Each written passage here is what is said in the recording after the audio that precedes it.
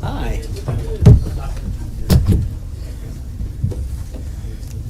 Good afternoon, everyone.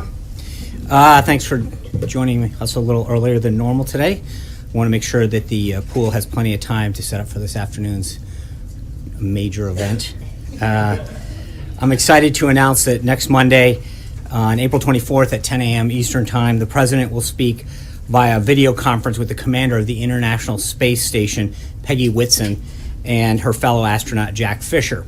In 2008, Dr. Whitson became the first woman to command the International Space Station, and on Monday, she will break the record for the most time spent in space of any American astronaut. The President, joined by his daughter, Ivanka, and NASA astronaut Kate Rubin, will congratulate Dr. Whitson on this incredible accomplishment and discuss the importance of encouraging women to pursue careers in STEM fields: science, technology, engineering, and math. As you're all aware, in addition to signing the NASA Transition Authorization Act, the President also recently signed the Inspire Women Act, which ensures that NASA continues recruiting women for important STEM-related jobs in aerospace, an effort that's particularly important to this President. We're working closely with NASA and the Department of Education to make this conversation available to classrooms throughout the country. The Department of Education will also be providing tools for teachers to build lessons around this conversation between the President and these two outstanding Americans who are orbiting 220 miles above their heads.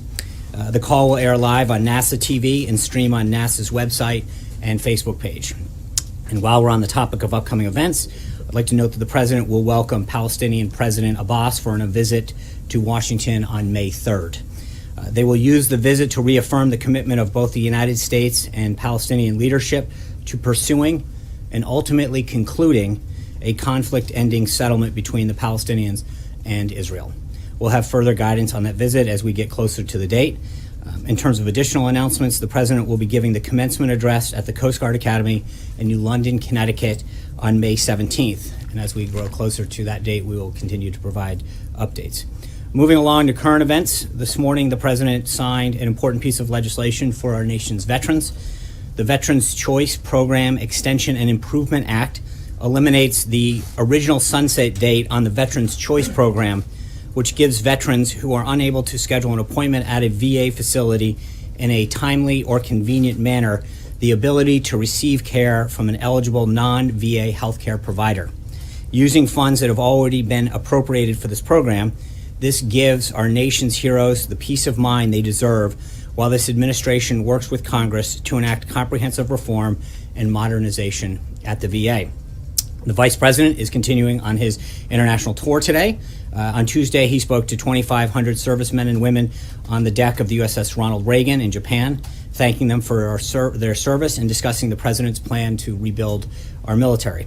He then met with and delivered remarks to Japanese business leader and stopped by a youth baseball clinic before leaving Japan. He is scheduled to land in Jakarta, Indonesia, right about now. We'll have further updates on his travels the rest of the week. This week is also National Park Week, and Secretary of the Interior Ryan Zinke is currently in California meeting with rangers at 5 national parks. On Monday and Tuesday, he was at Channel Islands National Park, where he led a class of junior park rangers, and today he'll visit Golden Gate National Recreation Area. Since being sworn in on March 1st, Secretary Zinke has met with rangers at 9 national parks. He'll make that 10 when he visits Shenandoah National Park outside Charlottesville, Virginia, next week. Every American has had the opportunity to participate in the celebration of our nation's parks. They're free of charge this Saturday and Sunday. Anyone who's interested in finding a local park or information can go to nps.gov. And finally, I know just moments ago the president announced that he will be holding a press conference next Thursday to discuss the progress that's being made on behalf of our nation's veterans. We'll have further updates on the guidance for next week. With that, I'm glad to take a few of your questions. John. A couple of unrelated topics. First of all, Georgia 6th Congressional District. The fact that John Ossoff pulled in 5 or 6 points more than most Republicans thought that he would have. And Lindsey Graham saying this is a wake-up call to the Republican Party, that there's a lot of moderates beginning to emerge in the South to a greater degree that the Republican Party needs to pay attention to. I don't imagine that the outcome of the runoff is in that much question, but does Senator Graham have something there that the Republican Party needs to pay attention to changing demographics, particularly in the South? Well, I think you know that based on my former position, we talked about changing demographics throughout the country and made significant headway in doing that. And I think in large part, that's why we won. I mean, we had been talking about how the Republican Party had won at so many different levels of our country, but the presidency had eluded us. This president went and got 306 electoral votes, won 30 of 50 states, over 2,600 counties. I think we did pretty well in November, and we've continued to pick up seats around the country at different levels. So I feel very confident about the state of the party. The fact that Ossoff came so close to 50%. Yeah, I would. Well, I would just. Looking at the facts, there was one candidate on the Democratic side. They spent over $8 million on one that they backed. I mean, and I think when you look at the total Republican vote, it was over that. This is a district that was very close on the presidential level last cycle, and the Democrats went all in on this. They were clear going into this election. They said that their goal was to get over 50%. They came up short. I mean, so at the end, if you look at what his percentage of what it was presidentially, it pretty much tracks. I think this was a big loss for them. The bottom line is they went all in on it. They said that their goal was to get over 50%. They came up short. Unrelated issue. Tillerson's letter to Paul Ryan on the JCPOA in Iran. Is the United States basically saying there's no evidence that Iran is cheating on the JCPOA? No, I think what the letter says is that the president is directing an interagency review of the deal to review that, and we have 90 days before the next one comes up. We'll have more, but right now we're undergoing a 90-day review, and I think the statement that the Secretary of State made to Congress very clearly stated that the president is directing the National Security Council to lead an interagency review of the plan and evaluate whether suspension sanctions related to Iran pursuant to the JCPOA are in the vital interests of the national security, of our national security. The letter clearly lays out what the president's going to do to make sure that they're living up to their agreement. Is the president concerned that Iran may be cheating on the JCPOA? Well, again, David Albright, the noted UN weapons inspector, says they're developing a new centrifuge, which he thinks could be a violation of the and I think that's why he's asking for this review. I think that if he thought everything was fine, he would have allowed this to move forward. I think he's doing the prudent thing by asking for a review of the current deal and what's happening. Thanks, Sean. On the USS Carl Vinson, what happened? Can you take us through the events from the perspective of the White House that led to the miscommunication, this administration thinking that this vessel was thousands of miles away from its actual location? I'm sorry, can you repeat the last part of the... Can you take us through the events that led people within this administration to believe the vessel was thousands of miles away from its actual location? Well, I mean, PACOM put out a release talking about the group ultimately ending up in the Korean Peninsula. That's what it will do. I think we were asked very clearly about the use of a carrier group in terms of deterrence and foreign presence and what that meant. I think that's what we discussed. I would refer you back to any other issues with that to the Department of Defense. Does the president believe that he might have spoken too quickly on this location of the vessel before it was actually President arriving? said we have an armada going towards the peninsula. That's a fact. It happened. It is happening, rather. Yeah. John, I just want to follow up on that. Obviously when the President of the United States says there's military hardware going to a region in the middle of a crisis on the Korean Peninsula, the allies of the United States are encouraged. When that happens to not be the case, they can interpret that as a false encouragement. So how is this White House explaining to South Korea and Japan that in fact during the buildup and the actual DPRK missile launch, there was no USS Carl Vinson off the coast of respectfully, Korean Jessica, I would Peninsula? ask you to either touch base with PACOM or the Department of Defense. The statement that was put out was that the Carl Vinson group was headed to the Korean Peninsula. It is headed to the Korean Peninsula. It'll arrive there. What's that? It's headed there now. It wasn't headed there Sure, last no, week. but that's not what we ever said. We said that it was heading there, and it was heading there. It is heading there.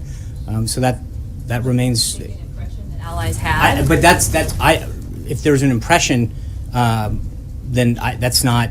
Then there should have been clarification from people who were seeking it. But I mean, PACOM put out a release talking about what its ultimate destination was going to be, and that's where it ended up. Caitlin. Well, why did the administration never clarify? Because it definitely, the intent in media reports was that it was headed there now, and now it's going to be there But that 2 weeks wasn't. later. With all due respect, that's not my. We were asked a question. Don't comment on it, I know. No, that's not true. What I was asked was what signal did it send that it was going there? And I answered that question correctly at the time, that it signaled foreign presence, strength, and a reassurance to our allies. That's a true statement. You're asking me why you didn't know better. I don't know. That's a question that should have been followed up with either PACOM or the Department of Defense. But the only question that we were asked was what signal it sends, and I think we answered that very correctly at the I time. think it was a little misleading. No one found out about it until a picture was posted on a What do you mean? page. Showing What where part the is ship was. misleading? I'm trying to figure that out. We were asked a question about what signal it sent. We answered the question on what signal it sent. I'm not the one who commented on timing. Well, what's misleading is that people thought it was headed there now, and now it's going to be there weeks later. They thought it was already headed there. And it But wasn't. again, It was doing that's an exercise. before I it was understand going the there. question, right? But what I'm getting at is, it was announced that it was going. It will be there. We were asked simply a question on that. I think all other questions should be asked of the Department of Defense. John. Thanks a lot, Sean. Earlier today, China's foreign ministry spokesman said that China is increasingly frustrated with North Korea. And North Korea, you may have seen it, put out a simulated video over the past 24 hours, which shows its missiles attacking, destroying an American city. What's the American White House reaction to that video and also to the comments by China's foreign ministry spokesperson? Well, the first part, this isn't the first time that North Korea has put out propaganda tools, and I don't think we're going to comment on every time they put out a piece of propaganda. Second, I think it's encouraging to see China continue to move forward and join us in this effort to control North Korea. I've commented before, I think that the relationship that the president started building with President Xi down in Mar-a-Lago is clearly showing some positive signs. China continues to have both economic and political influence over China, and so I think it's important to see them heading in this direction. I think it's a very positive sign to see them play a larger and larger role. I think it is in everybody's interest to contain North Korea's actions. John Gizzi. How strong is that influence? I'm sorry, John. How strong is that influence, though, if the foreign ministry spokesman for China, which the president is depending on for this particular incursion, is saying that he himself, that China itself, is frustrated, increasingly frustrated with the North Koreans? Well, again, I think from an overall diplomatic sense, I think it's a positive to see China continue to take positive signs aligning with the position that we have on this. That's a positive thing. I think the time will tell, but I think seeing a unified effort to contain North Korea's threat is a positive step to protect not only our national security interests, but those in the region. Sorry, John. Gizzy. Thank you, Sean. A few weeks ago, I asked you about the president's upcoming visit to Rome and whether or not he would have an audience with this Pope. And I pointed out that this is something that's a part of modern history, going back to 1959, when President Eisenhower had an audience with Pope John the 23rd. You said it was something you'd definitely be in favor of. A few days ago, the Financial Times reported that sources within the administration said this was very unlikely to happen, and that for the first time since nearly 60 years ago, the president would not have an audience with the Pope. Yeah, Why? So right now, at this time, obviously, we headed to both Brussels and Sicily.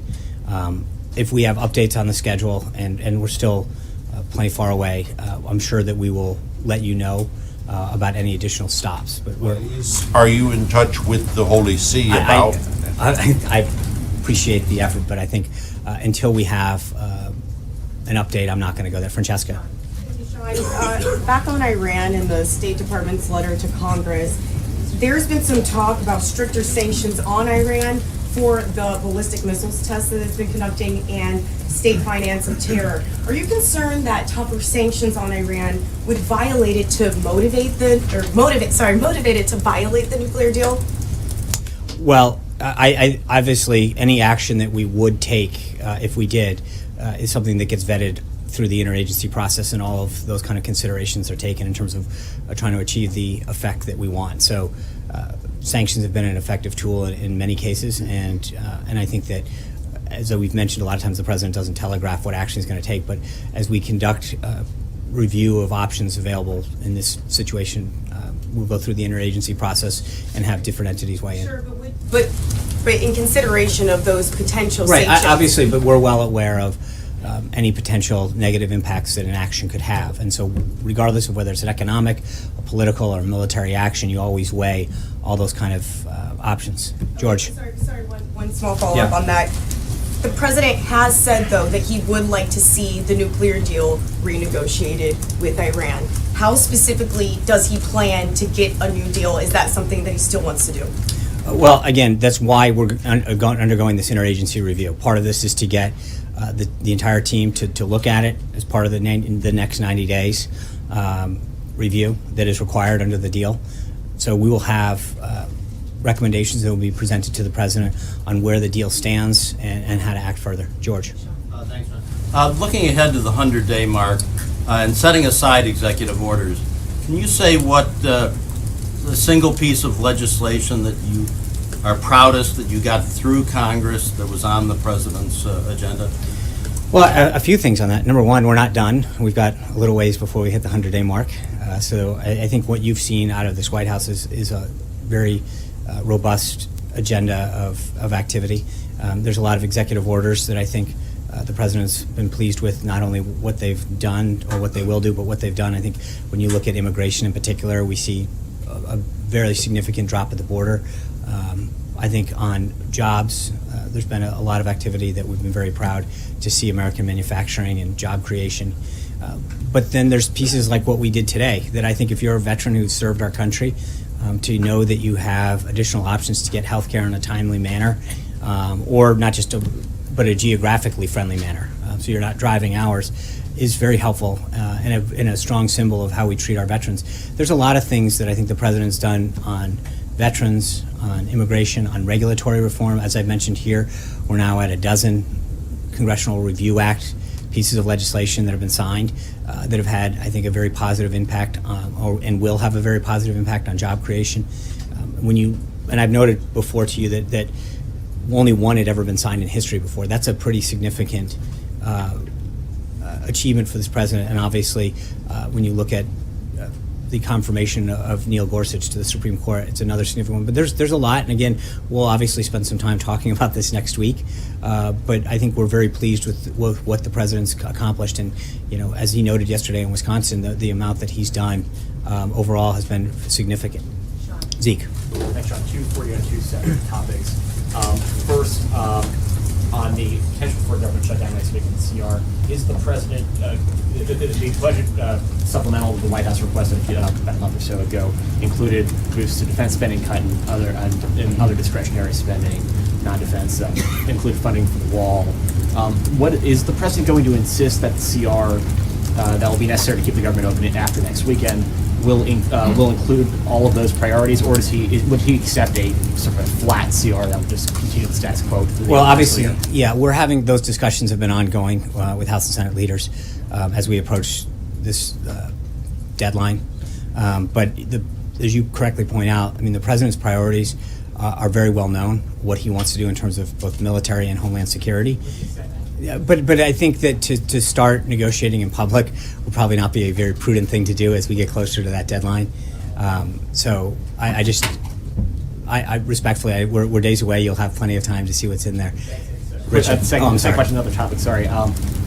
Late last night, the Presidential Inaugural Committee released its list of donors at the end of the filing period.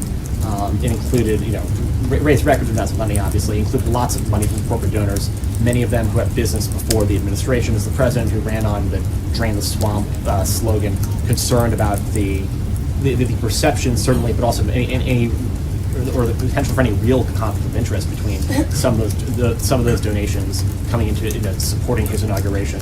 No, I mean I think that this is just like a campaign in the sense that you have there's full there's disclosure on this for a reason so that you know what's happening.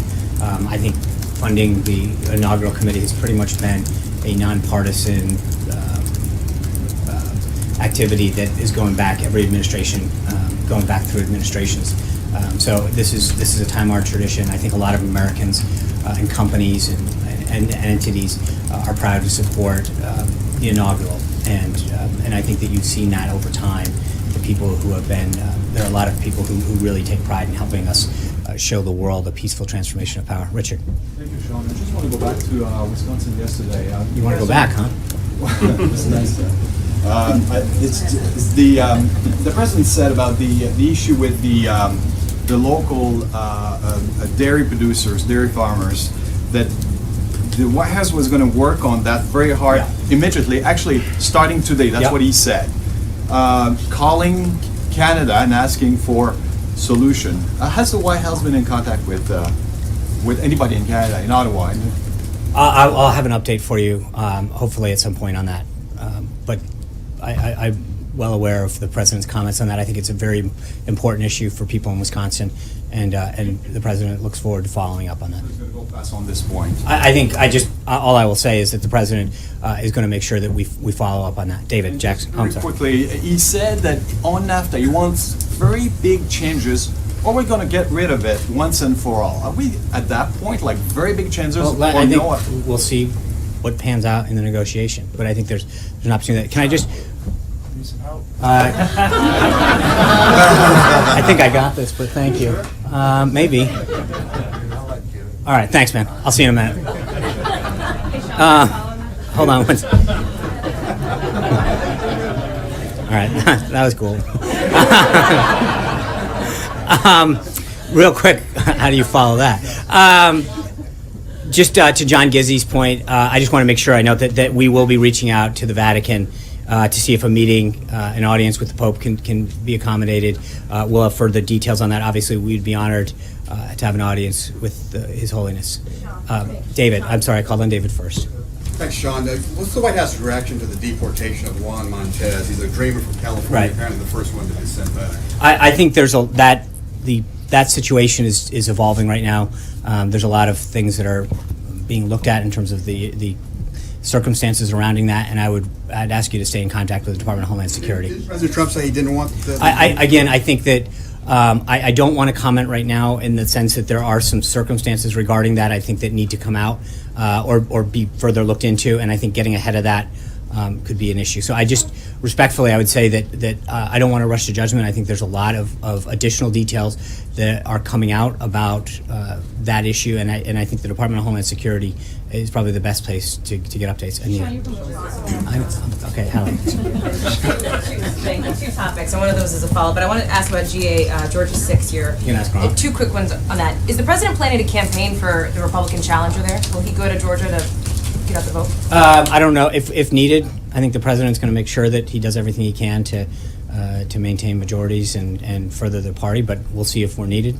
Is he expending too much political capital on a race that Republicans should be winning easily? Well, it's interesting. I thought that some of the coverage was a little intriguing as I watched it.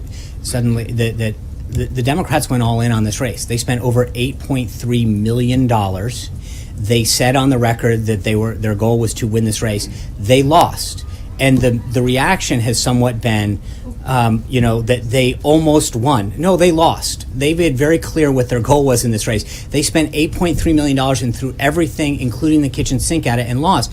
And so, 2 months left, though, right? no, not in terms of what their stated goal was. They said that their goal last night was to win the race with over 50%. They spent $8.3 million. They didn't run for a runoff. They ran to win last night, and they lost. And so anything short of describing that as a loss is sort of inconceivable to me, in the sense that that's literally what they said their goal was to do. And they said, we want to win Tuesday night with over 50%. They came up short of their goal. They put all the money that they had in there, they put all their firepower, and they came up short. So it's a loss. There's no other. Mara. To that second topic for you on deportations, and I'm not speaking specifically about this case because I understand that you're referring over to DHS, but there seems to be a little confusion, so if you can clarify, what is this president's position on undocumented immigrants living in this country who have not committed serious crimes? I think the president's priorities on immigration have been very clearly laid out.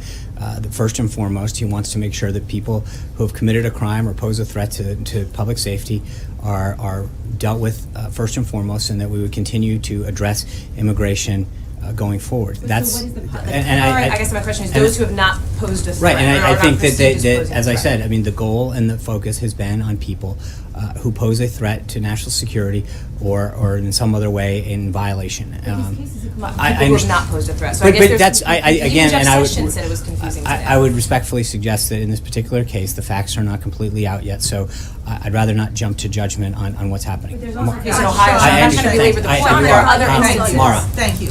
I just want to get a little more clarity on Iran. Mm-hmm. Is it the president determined to pull out of this agreement, as he promised during the campaign, or will that decision be determined by this review? I think part of the review, the interagency process, is to determine where Iran is in compliance with the deal and to make recommendations to the president on the path forward. So he might or might not decide to pull out. I think that's why you undertake This decision has yet to be made. That's why he's doing a review. Because that was a campaign promise. Right, and I understand it. And that the point that I'm making is that he asked the interagency team to conduct a review, as the secretary laid out in the letter last night. Anita. Sean, two questions on one issue. My colleague who's currently in Colombia has learned that the president met with two former presidents of Colombia last week in Mar-a-Lago, and I think it was set up by Senator Rubio's office. And so I had two questions. One, well, first, some people there are saying that it's to undermine the current president's visit next month before he comes here next month. So two questions. One, why was that not released publicly to the press, to the pool at the time? And secondly, can you talk a little bit about the point of that visit, and do you all stand by the Colombian peace? Yeah, I'll be glad to look into the circumstances. I don't have anything for you at this time, so I will get that something and then read it out. Saying that didn't happen? No, I'm just saying I'm unaware of the circumstances. So can you get back to me on the policy issue? But why not release that if that's the case? Because again, I don't know that it's the case, and so until I know, I think it would be tough to answer the second question. Thank you guys very much. We'll have an event for you tomorrow. Take care. Have a good one. Can I do a Patriots question? Welcome back. That was the Sean Spicer White House press briefing with special guest Patriots tight end Rob Gronkowski, who stuck his head in for a second. I'm Steve Lookner. This is Right Side Broadcasting. This is our post show for the Sean Spicer press briefing. And we are going to have, actually, Secretary of State Rex Tillerson will be giving a speech in about 19 minutes at the U.S. Chamber of Commerce. And so we are going to be carrying those remarks live, assuming we can get that all. Jake's doing his magic out there, getting that all set up. So in about 19 minutes, we'll go to that and carry that live. And then I think we'll come back here after for a little more post-show. So busy day here today. And just so you know also, at 2:30 today Eastern, the New England Patriots are visiting the White House, the Super Bowl champion New England Patriots. We will have coverage of that. We will have the live footage of that visit for you at 2:30 p.m. Eastern Time. If you would like to, on the post show, write in your comments about what you heard about during the press briefing, any of the issues Sean Spicer talked about. Give me a shout. You can write at @Lookner, direct message me at Lookner, Lookner on Twitter, or email me at steve.lookner@rsbn.tv. I'm thinking that, Jake, since we're trying to put the Tillerson thing together, are we just not going to take calls right now because there's too much going on? To confirm with. Okay, so if you want to call in before we go to Rex Tillerson, you can call at 202-470-0049. That is the number to reach us on. Call in and let us know what you're thinking about the different issues that Sean Spicer talked about. I got some comments before I wanted to read that people have already written in. GSB.UK wrote, "Hey Steve, hi Steve, UK election is June 8th of June, 6 weeks from now. Some British trivia for you. Prince Andrew is going out with Kylie Minogue. I didn't know this. Thank you, GSB.UK. We had another message here, if I can call it my email and get it for you, that somebody wrote in. That's not my email.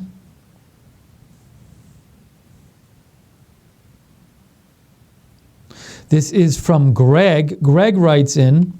So Greg wanted to write in about Bill O'Reilly. Now, last night and today, we've had reports coming out that Bill O'Reilly, numerous outlets have been reporting that Bill O'Reilly will be fired and not be allowed back on the air after his vacation at Fox News. I just posted something on Twitter which said, I'll believe that when I see it, because he makes a lot of money for them, and I see a world, I think it's possible that they could suspend him for a while and then let him come back. So maybe these reports are right. It's just with somebody who makes this much money, I will be convinced they're firing him and not suspending him when I actually see it. But anyways, Greg wrote in, I haven't had satellite service in many years, but this story sounds like old news. I recall there was news about O'Reilly and some harassment charge years ago, and it fell by the wayside. It was reported there was a settlement. I fully suspect this is a part of Murdoch's agenda to move the network far more to the left in accordance with their philosophy. My mother used to note, and I agreed, that the women on Fox would dress very inappropriately. Also, she noted, why would the Fox cameramen show such a wide shot that would have the women tugging on their overly short dresses? She found that very unprofessional for a news organization. Thank you, Greg, for your thoughts on O'Reilly and Fox. We also had a message here that I want to read from Sandy Bowe. Sandy Bowe wrote in, these will occur on the same day, May 25th, 2017. As President Trump, you sent me a story from CNN, as President Donald Trump makes his foreign debut in Brussels next month, his predecessor Barack Obama will be sharing a stage on the same day with a key European ally across the border in Germany. Obama's presidential foundation said the recently departed commander-in-chief would join Angela Merkel to mark the Protestant Church's 500th anniversary, his first public appearance abroad since leaving office. And you also say Trump will be overseas for the first time as president for a summit of NATO leaders in Brussels, where the Defense Alliance is headquartered. So you're saying that both of those are happening on the same day. And Sandy, thanks for giving us a heads up. I hadn't seen that story about Barack Obama's first public appearance he'll be making in May. So this is the post show for the Sean Spicer press briefing. We're talking about the press briefing, different issues that came up in the press briefing. We're taking your calls and comments. However, 14 minutes from now, we're going to go and show you live Secretary of State Rex Tillerson will be giving a speech, and we're going to be covering that live. So before then, if you'd like to call in, 202-470-0049. If you'd like to write in, at Lookner on Twitter, at Lookner, or steve.lookner@rsbn.tv, you can email me there. Let's see, am I caught up on comments? I wanted to, there were some things that were said during the press briefing I want to highlight. So there was this interesting thing that next Monday, the president is going to be speaking to the International Space Station. This is going to be a live call between the president and the International Space Station.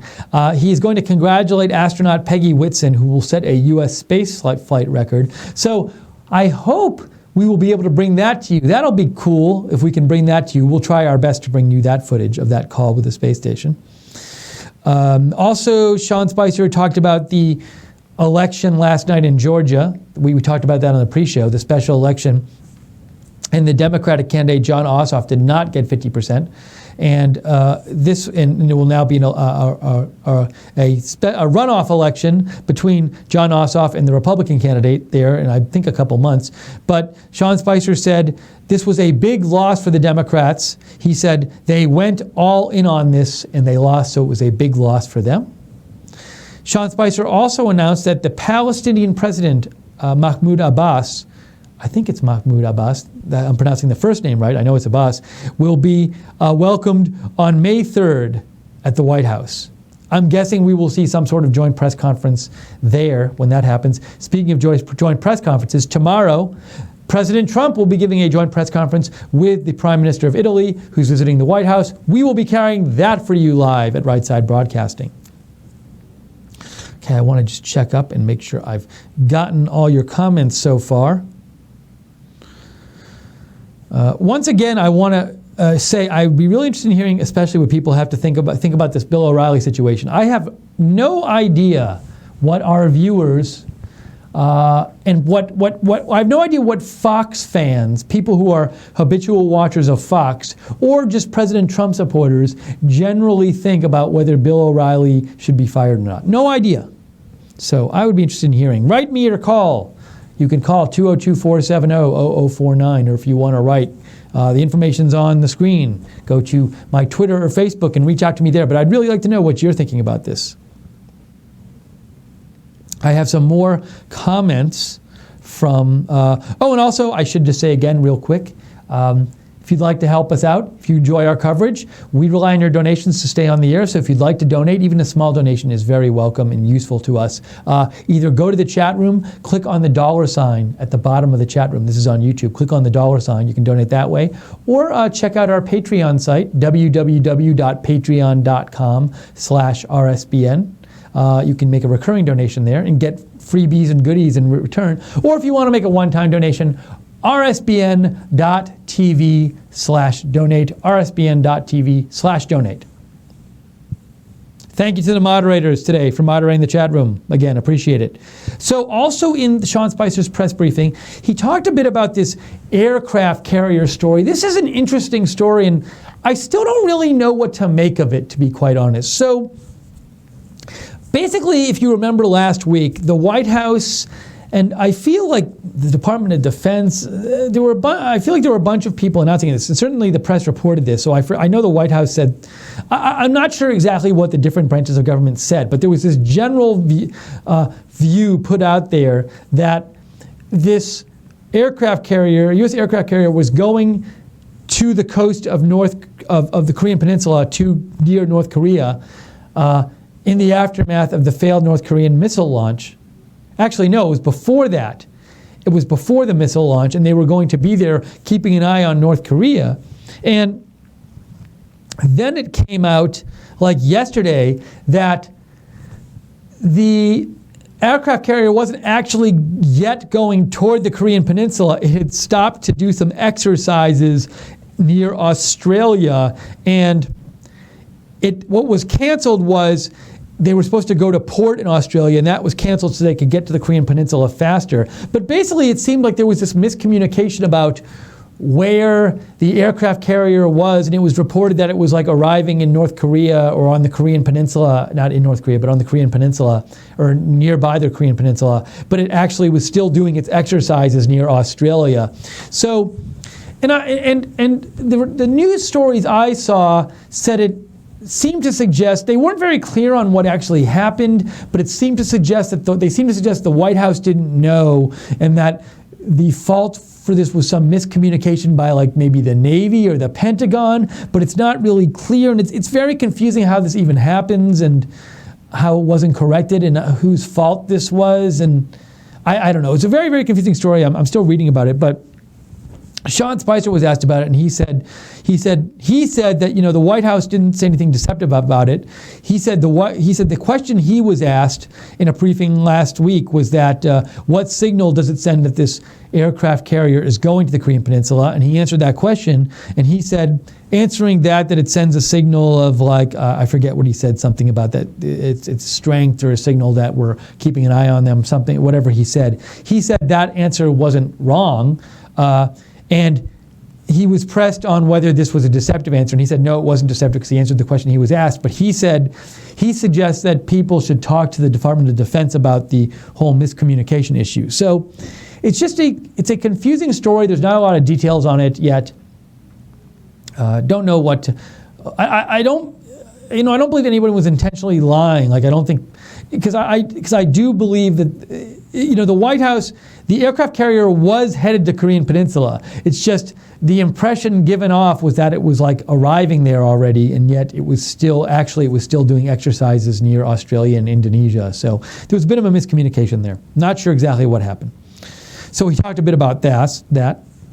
And Rob Gronkowski, who's the star tight end for the New England Patriots, who's going to be one of the players visiting the White House today, he stuck his head in the middle of the press briefing and said, "Sean, do you need any help?" And Sean Spicer's a very big Patriots fan, and Sean smiled and said he was fine. And Sean said that was cool. Now, when this happened, I thought it was a neat moment, and I'm all for keeping things light. I guess this is just an abstract question. I wonder is the press briefing such a serious matter that there shouldn't be any kinds of those interruptions in an actual White House press briefing? It's hard for me to say. I don't think it'd be appropriate if President Trump was giving a speech from the Oval Office and Rob Gronkowski stuck his head in. So there are certain cases where it's not appropriate. My question is the press briefing sacred ground where it's not appropriate for special fun guests to come in, or is it that just okay? I don't know what I think about this yet. Don't know if you have a view on this. Feel free to write in and let me know what you think. And you can write again on Twitter @Lookner, on email steve.lookner@rsbn.tv.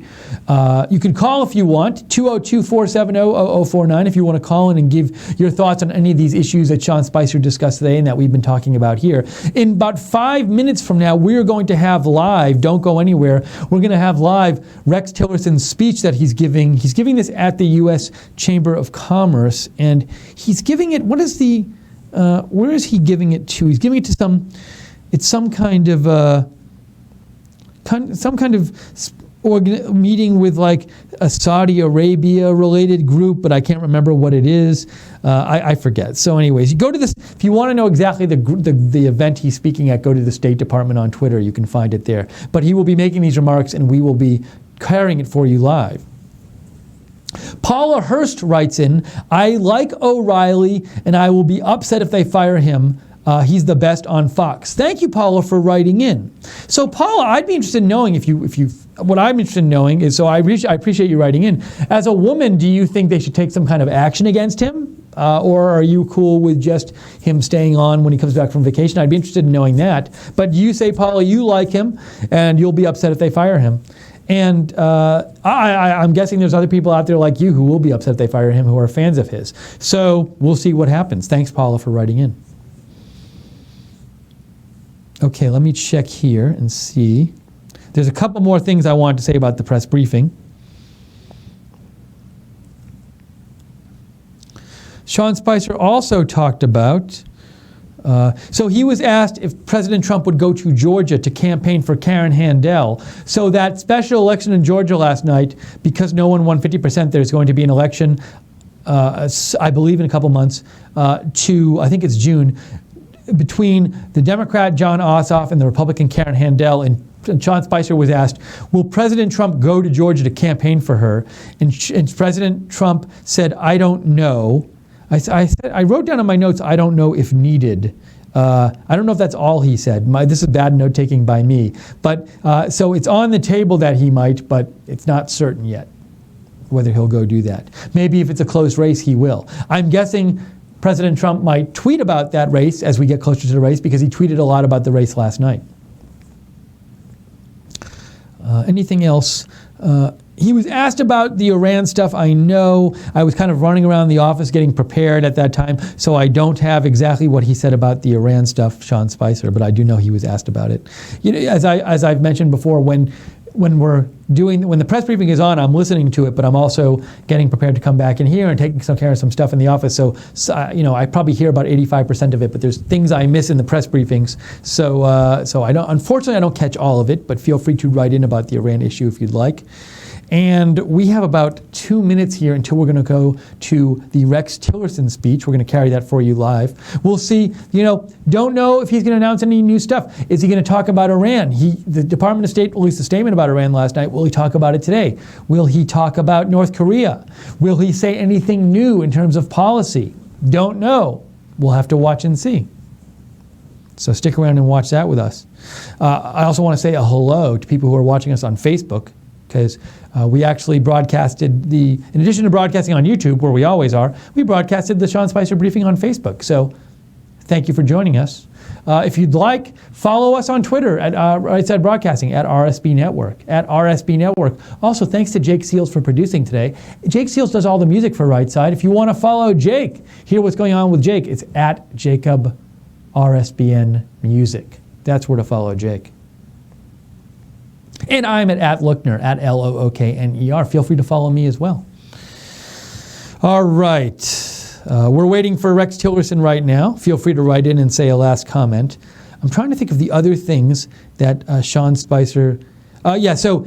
when he was asked about going to Georgia, when Sean Spicer was asked about if President Trump would go to Georgia to campaign for Karen Handel, he said, "We'll see if we're needed."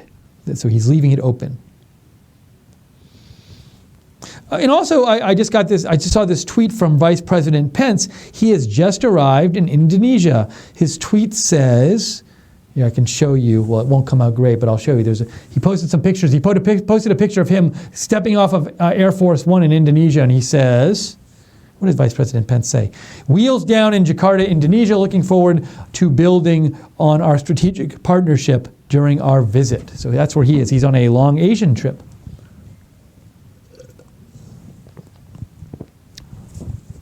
And is this a message here? Nope, we're good. Oh, I want to check my email, make sure I'm all caught up there. And when Rex Tillerson is going to speak, he's scheduled to speak starting like in 1 minute, but maybe it'll start a little late. When he does speak, Jake will talk in my ear, say we're going to it. We will go right to it for you. And then we'll come back for a few minutes after his speech. We also have to go to, what am I thinking? At 2:30, in an hour and a half, we're going to go to the White House for the New England Patriots visit to the White House. So busy day here. Glad to bring it all to you here at Right Side Broadcasting. If you want us to let you know about whenever our videos are coming on, subscribe to us on YouTube and click the notifications bell, and you'll hear about all our videos right before they happen, right before they get posted. Okay, let me see something here.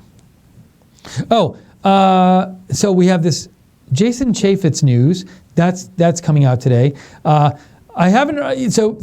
Jason Chaffetz, he is from Utah. He is the head of the House Oversight Committee. He said he's going to not run for re-election. And he said in his statement, he wanted to spend more time with his family, but there's been some speculation, is he going to run for another office? There's an interesting tweet I saw. I don't know if this means anything, but Jake Sherman tweeted out, what is that? Oh, that buzzing is the... So we're in Alabama, and Alabama is doing a test right now of all the emergency warning sirens and emergency warning cell phone alerts, which was why my cell phone was going off. Sorry about that. So Jake Sherman tweeted out, JasonForGovernor.com redirects to Chaffetz's House re-election page. Don't know if that is any kind of sign he might run for governor in the future. Who knows? But I thought that tweet was interesting. So this, let's see, what else are we want to focus on here? So, He also was asked about a bit about the Sean Spicer was asked about the inauguration money issue. So President Trump raised over $100 million for his inauguration. That was more than twice as much as the previous record. A number of corporations gave a lot of money. Sheldon Adelson gave $5 million. Boeing gave $1 million. He was asked about that, and one thing he said in response was he said that that kind of thing does happen traditionally with inaugurations, and that companies and individuals do give a lot of money for inaugurations. So it's not like this whole new break with precedent thing. That's one response that Sean Spicer gave to that. We are still keeping an eye, waiting for Rex Tillerson to start speaking. As soon as he does, we will bring that to you right here. I'm quite interested in this Bill O'Reilly story, by the way.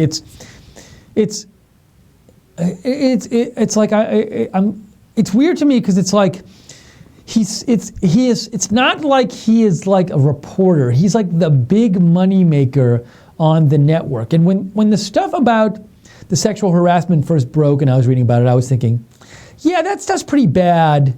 Obviously, I don't think it's good that somebody does that stuff.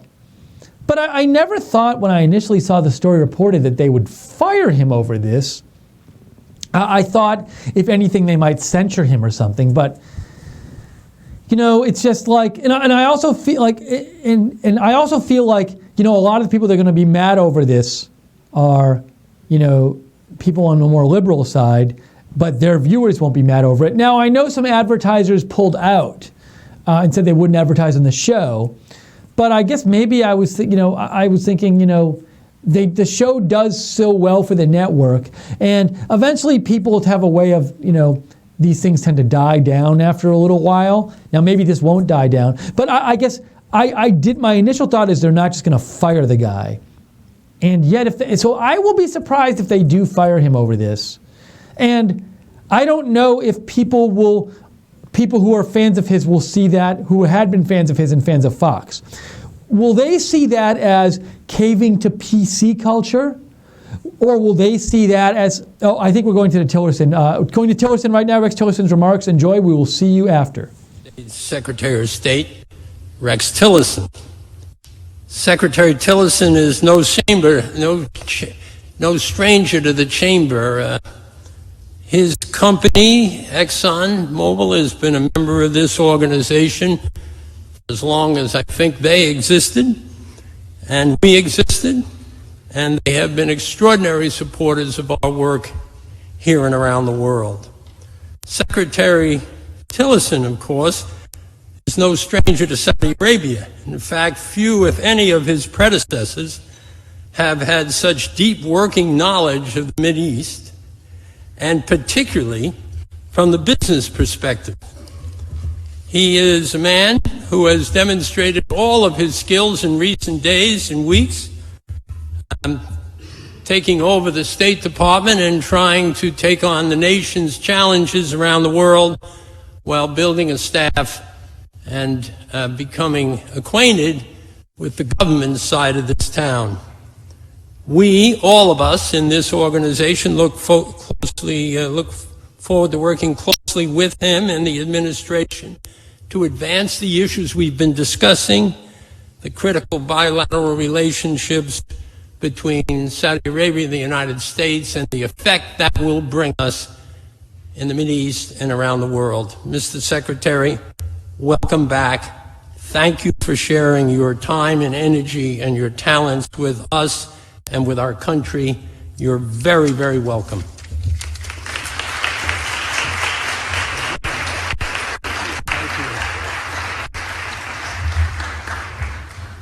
Well, thanks so much, Tom, and good afternoon to all of you. And Tom and I are old friends many years back, and he has done extraordinary things with the Chamber under his leadership in terms of representing America business interests throughout the world, throughout the globe, and done just a terrific job, I think, advancing American business interests. I'm also pleased to be here today and want to thank the Council of the Saudi Chambers also for co-hosting the event. And it's always the good work you do on behalf of the Kingdom of Saudi Arabia similarly brings opportunities to U.S. business interest and the community as well. I want to particularly extend a warm welcome to His Royal Highness, Prince Saud al-Faisal, to His Excellency Dr. Kasabi, to Ambassador Abdullah Saad, and to Vice Chairman Khalid al-Saif.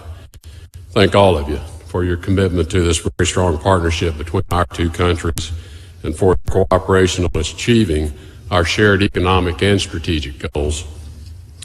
I'm pleased to be here today to reaffirm the very strong partnership that exists between the United States and the Kingdom of Saudi Arabia.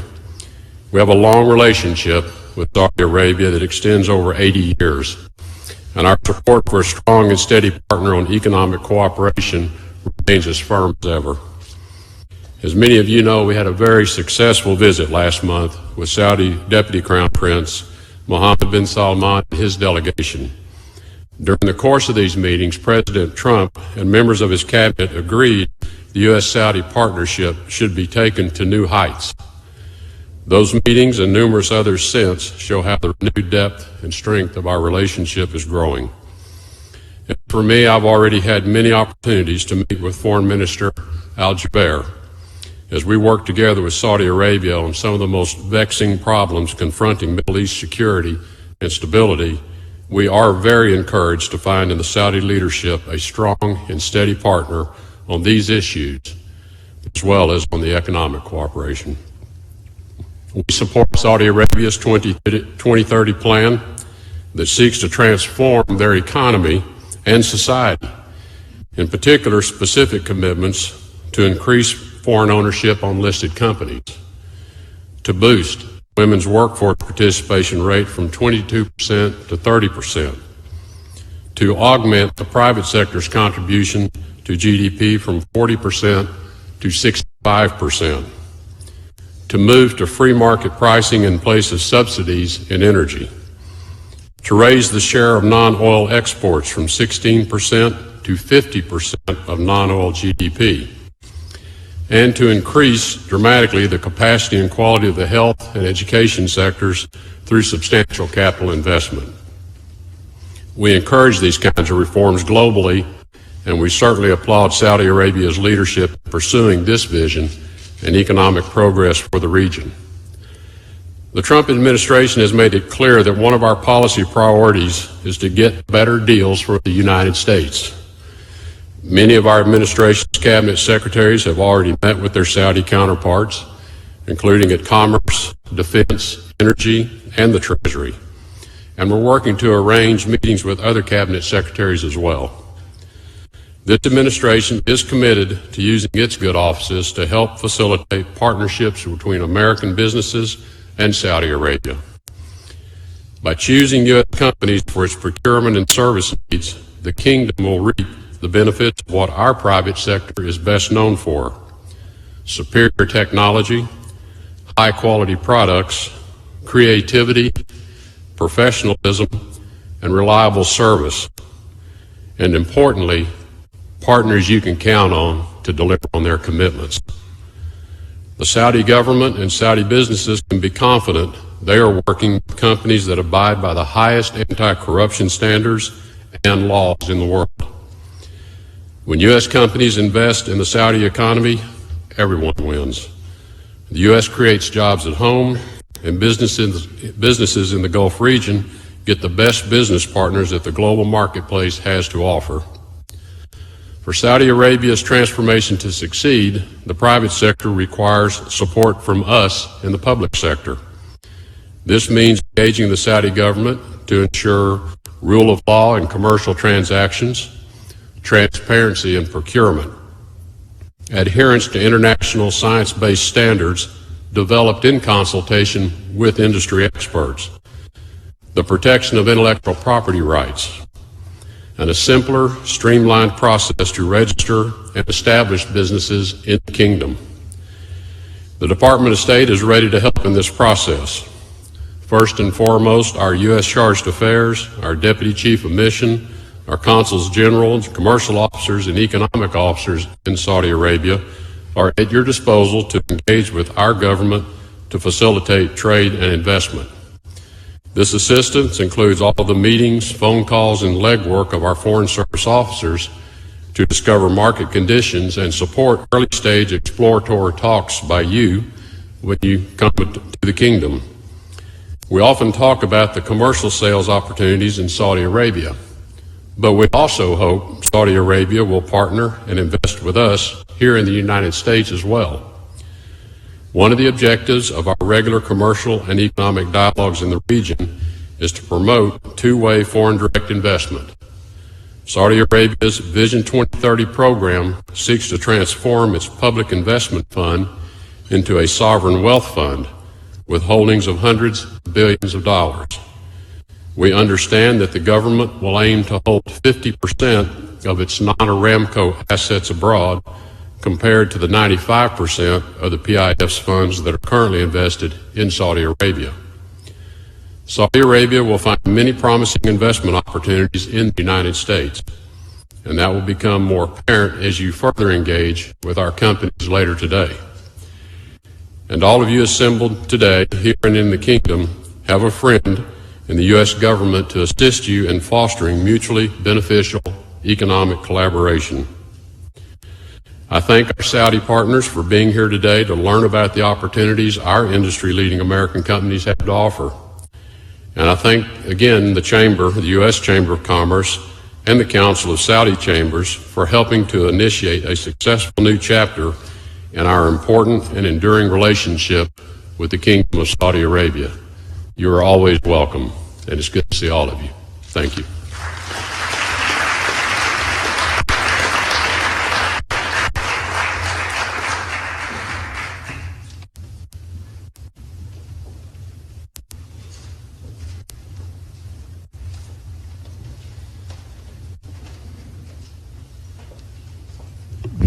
We ask to please remain seated for a minute or two. Calm down.